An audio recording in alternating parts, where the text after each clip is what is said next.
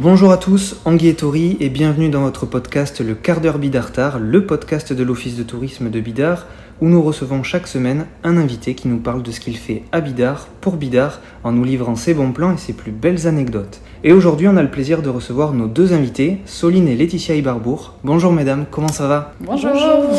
Alors la semaine dernière, on a reçu Patrice et Chabi, vos maris, avec lesquels on a parlé du restaurant. Et cette semaine, on vous reçoit pour parler hôtellerie, puisque les frères Ibarbour, c'est aussi un hôtel. Alors parlez-nous un peu de cet hôtel. Est-ce qu'il existait avant le restaurant ou est-ce que c'est venu après ? Alors l'hôtel est venu après. Le restaurant a été construit en 88 et l'hôtel est apparu en 2001, donc quelques années plus tard. Donc 13 chambres, c'est un hôtel à taille humaine avec des beaux espaces de vie au niveau des parties communes et complètement ouvert sur le jardin et situé en lisière de forêt. L'idée, c'était vraiment de faire un hôtel à taille humaine pour recevoir à la base les clients du restaurant comme à la maison. Voilà, comme dans une maison de famille, avec un service hôtelier et le plaisir du haut de gamme et du luxe, mais avec un accueil et une taille normale pour pouvoir accueillir comme à la maison. Alors on est dans un environnement très agréable puisqu'on est au cœur d'un parc de 2 hectares, autant dire que c'est très ressourçant. À quel type de chambre on peut s'attendre quand on vient ici ? Alors il faut savoir, c'est vrai qu'au début, avec l'architecte, ils ont privilégié plutôt les superficies par rapport au nombre de chambres. On aurait pu faire beaucoup plus de chambres, donc on est vraiment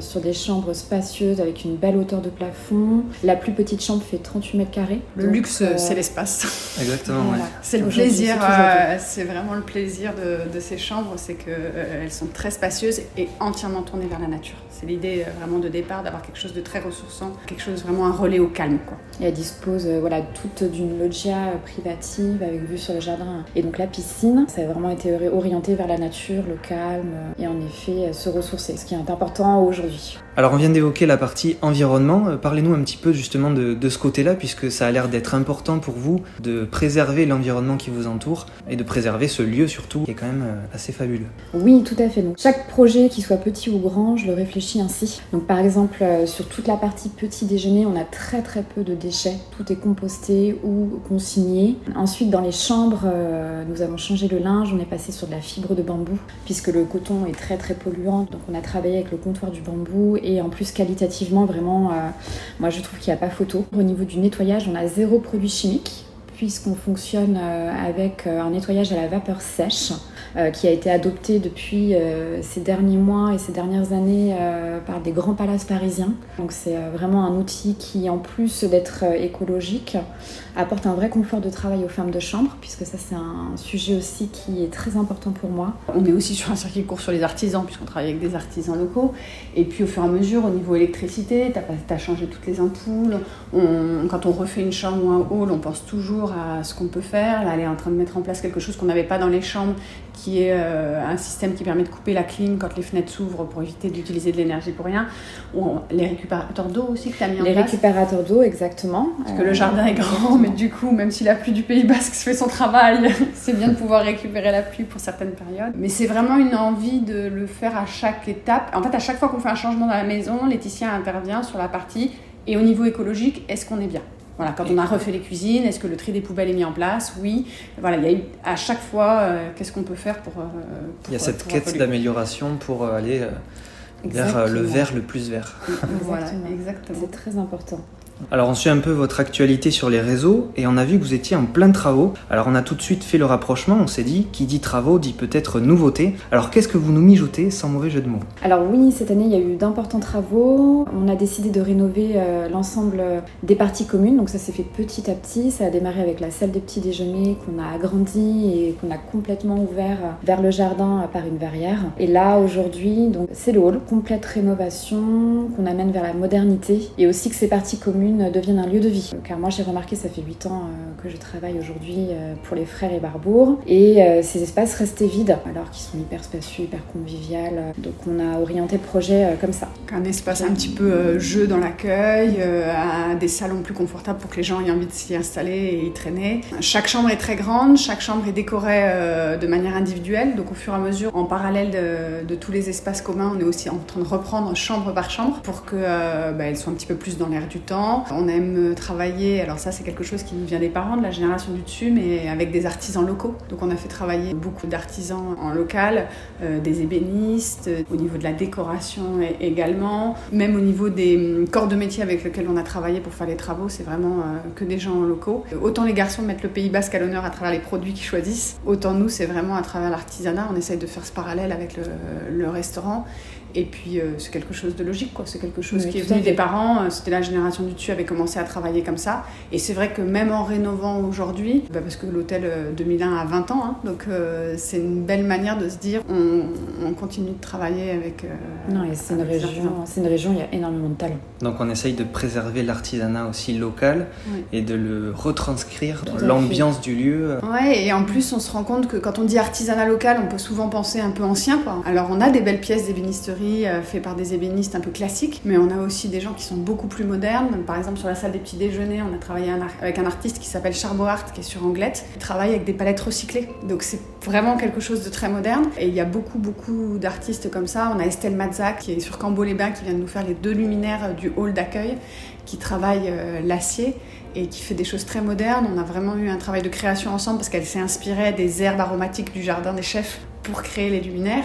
Donc il y a vraiment tout un travail de réflexion et c'est magique d'avoir des talents aussi beaux autour de nous et de pouvoir en profiter même dans l'hôtel. Alors on vient de parler de l'hôtel, des chambres, on a parlé du restaurant la semaine dernière, mais c'est pas tout, puisque vous recevez aussi des séminaires. Alors comment ça se passe ? Est-ce que vous privatisez l'hôtel lorsqu'il y a un séminaire ? Comment vous vous organisez finalement ? Alors pas forcément. L'hôtel a la chance d'être une petite structure avec 13 chambres, donc on peut privatiser facilement, mais on a aussi cette possibilité, parce que chez nous c'est plutôt des séminaires de team building, de comité de direction, des choses assez confidentielles. Donc souvent ils sont 6, 8, 10, donc on peut leur privatiser une partie de l'hôtel en fait.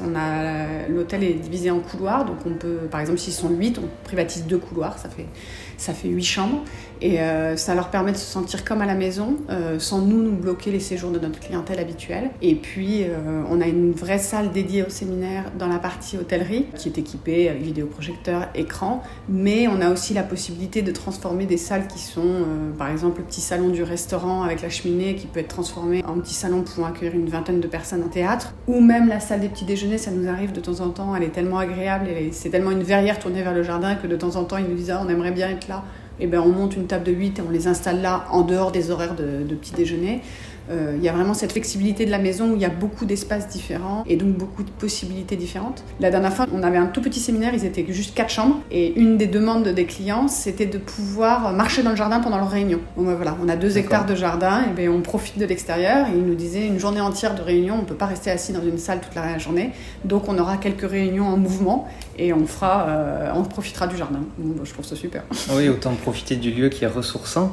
Alors, les frères Ibarbourg, c'est aussi une histoire de famille qui dure depuis des générations. Patrice et Xavi se complètent déjà en cuisine, puisque l'un travaille le sucré et l'autre le salé. Mais finalement, vous les complétez aussi avec la gestion de l'hôtel. Et on sait très bien que derrière chaque grand chef se cache une grande femme. Alors justement, c'est quoi le secret d'une femme de chef étoilé ? Alors le secret, je pense pas avoir la recette, mais moi en tout cas, dans mon cas, avec Patrice, on se ressemble beaucoup. On s'est rencontrés à Paris, chez Pierre Gagnère, qui est un chef triplement étoilé. Et c'est vrai que on aime les challenges. Il faut se ressembler dans la passion. Il faut avoir cette même envie de l'excellence et du travail bien fait, parce que c'est quelque chose qui les imprègne tellement que si on n'avait pas ça, je pense qu'on serait hyper malheureuse. Mais en même temps, et c'est un peu le secret qui leur a été transmis des générations d'avant, je pense que ça vient même de leurs grands-parents, des parents et eux, et qu'on a complètement adopté, c'est qu'il faut que chacun ait son domaine. Le risque de travailler en famille et de travailler avec son mari, son beau-frère, sa belle-sœur, ses beaux-parents, c'est de se marcher dessus. Donc le fait d'avoir chacun son domaine, c'est très important, et je pense que si on se ressemble dans la passion, on a aussi la capacité de se compléter et du coup de leur amener la possibilité de se consacrer plus à la cuisine et à la créativité, parce que nous on assure le reste. Laetitia par exemple s'occupe, alors c'est notre madame réseaux sociaux de la maison, mais c'est aussi notre madame écologie de la maison. Elle amène cet aspect-là. Pour l'ensemble de l'entreprise, elle pense à ça. Moi je vais m'occuper des ressources humaines et du recrutement. Alors les garçons font une partie de leur recrutement en cuisine, mais je vais les aider sur toute la partie administrative. Avec Laetitia, même entre nous, on se complète. Laetitia elle est hyper déco, moi je suis hyper travaux, donc ça va ensemble. Ça matche bien. Ça matche bien. C'est vraiment une équipe à 4 et je dirais même à 6, parce que les parents donnent encore un coup de main à leur manière et à leur rythme, parce qu'ils sont en retraite.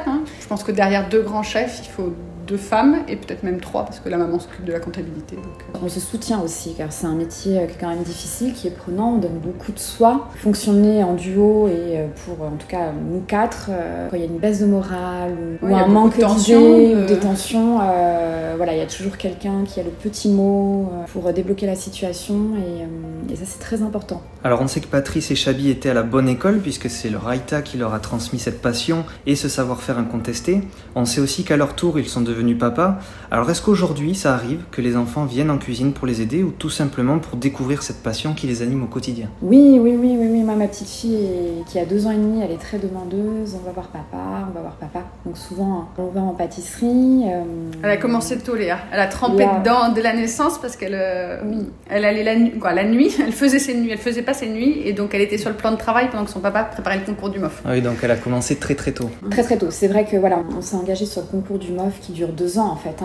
Donc c'est très long et entre la demi-finale et la finale, on a une autre petite fille. Moi je me suis complètement arrêtée d'ailleurs cette saison-là pour m'occuper de ma fille et que Patrice puisse se concentrer complètement sur son concours. Et donc c'est vrai qu'il venait chercher Léa à 1h du matin, il l'a mis sur le plan de travail, je la récupérais à 6h du matin pour que je puisse un petit peu dormir, tout simplement, et pouvoir gérer la journée complètement. Elle a pris un amour des odeurs de chocolat très petites.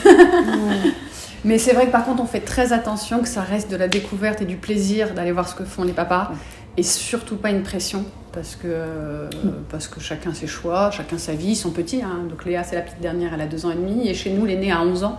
Donc ils ont vraiment le temps de faire leur choix et de choisir ce qu'ils voudront faire. Mais il y a un vrai intérêt de savoir ce que les parents font et donc d'aller voir. Côté de Chabi, nous c'est pas la cuisine en tant que telle, c'est plutôt les produits et ils sont beaucoup au jardin avec Chabi. Parce que Chabi adore la cueillette des fleurs et des herbes. Et donc ça, par exemple, c'est quelque chose auquel il participe souvent. Après l'école, ils vont cueillir avec papa les fleurs pour le service du soir. Donc ça, c'est sympa. Ouais, effectivement, on en a parlé la semaine dernière de ce jardin botanique où on peut aller piocher ce qu'on veut pour agrémenter les plats en cuisine. Donc effectivement, c'est bien d'amener les enfants aussi et de leur faire découvrir et de leur transmettre cet amour pour les produits, la cuisine et leur faire découvrir ce métier qui est finalement un métier passion. Ouais, ils aiment. Il y a 2 ans, on avait reçu l'école de Bidart pour la semaine du goût et on avait fait découvrir à 4 classes de l'école les herbes aromatiques et les enfants étaient super fiers de leur faire goûter de la fleur d'agastache ou de l'oxalis.